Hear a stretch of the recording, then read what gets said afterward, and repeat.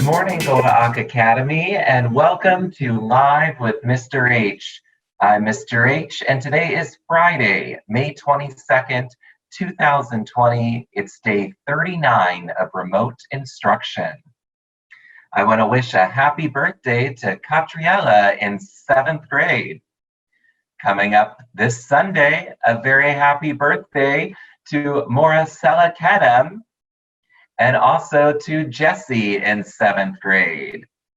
Hope you all have a great birthday weekend. Coming up later today at 10:15 a.m. is Live to Filah. Make sure to tune in and follow the link that was emailed out earlier this week.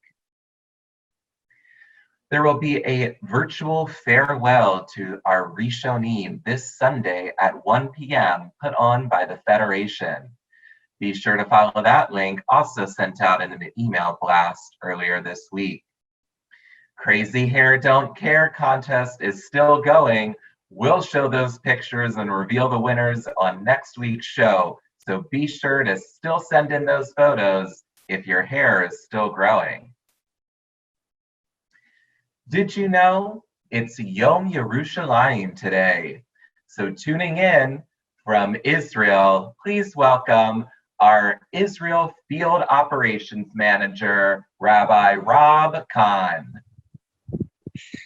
Hello, Mr. H. Wow, you have found a niche here. You look great. Well, thank you.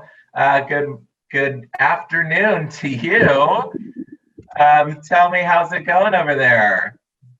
It's going very well, thank God. Actually, Israel is managing pretty well during this Corona time period. We could get into more of that, but it's a very happy day here. It's Yom Yerushaliyim, and the day that we have, let's see, imagine working on a puzzle of 500 pieces and then putting together about half of the puzzle, and then years later having the time finally to put together the entire puzzle. So half of Jerusalem was in Israel's hands between 1948 and 1967.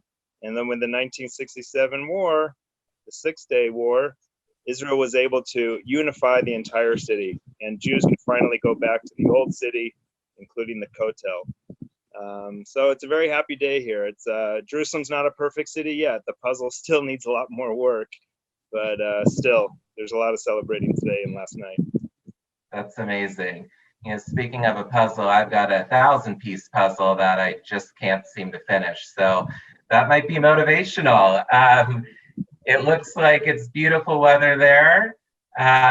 So hang with us, but we've got one more guest, and then I'm going to bring you back to play a little game.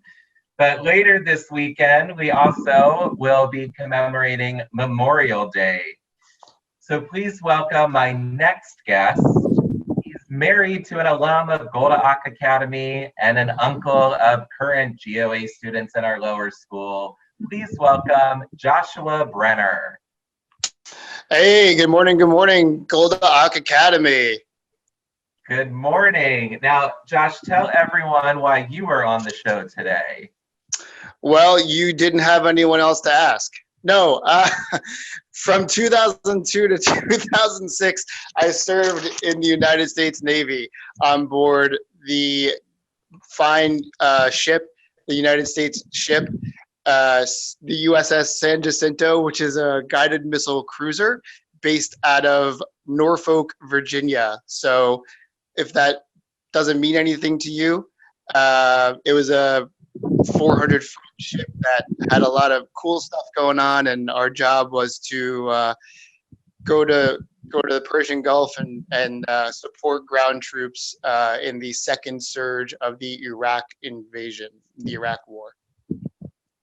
Incredible. And tell us a little bit, what was it like being in the Navy as a Jew?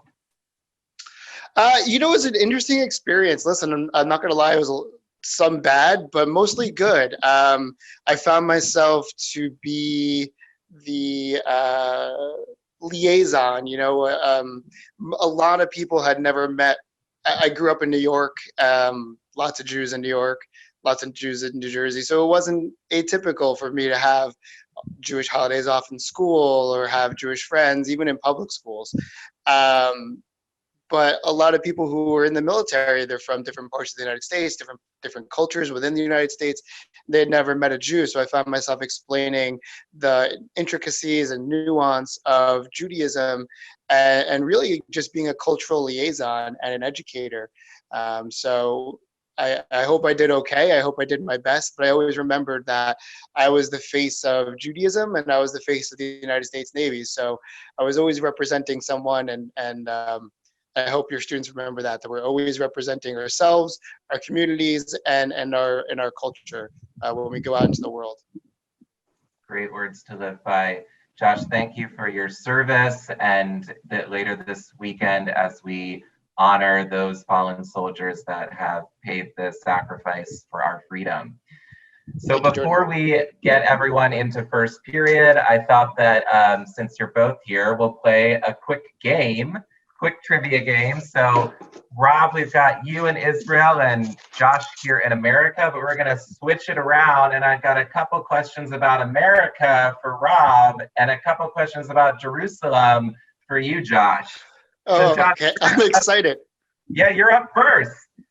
About how long in miles is the walled city in Jerusalem? Is it 1 mile, 1.5 miles, 2 miles, or 2.5 miles long?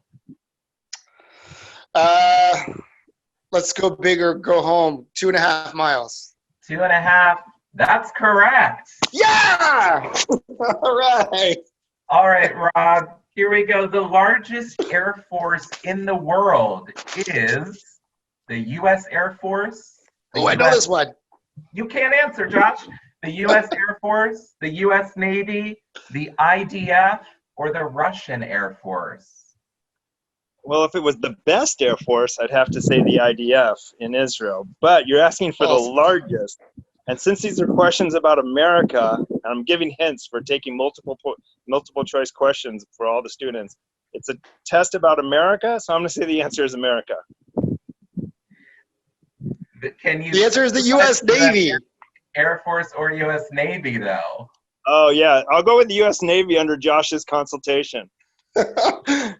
Well, here's a good advice for the students. Don't listen to each other. You're wrong. It's the U.S. Air Force that's larger. Oh, it must have changed. It must have changed. It was bigger when I was in the Navy. It was always bigger.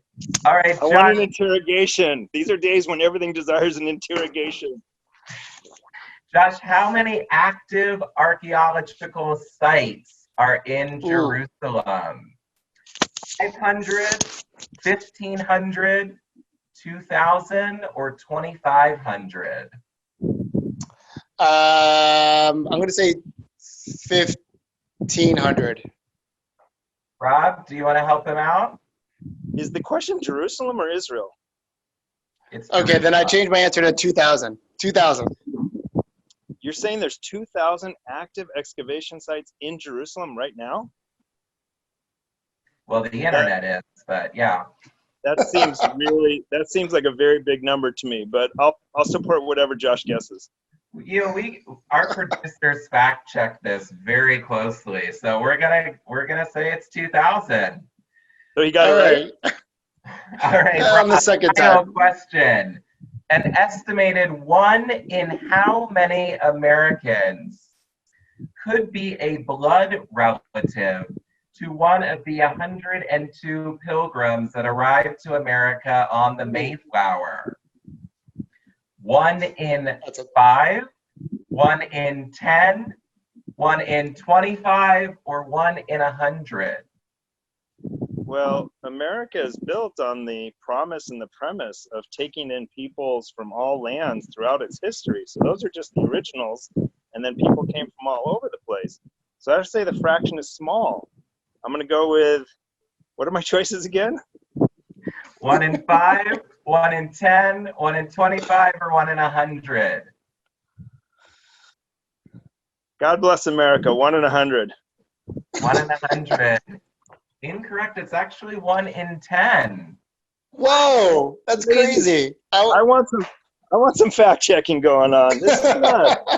Well, before this gets any more out of hand, we're gonna send everyone to first period. Thank you both Have a great Yom Yerushaliyim. I hope everyone has a safe Memorial Day weekend. Thanks for tuning in and stay healthy, Roadrunners.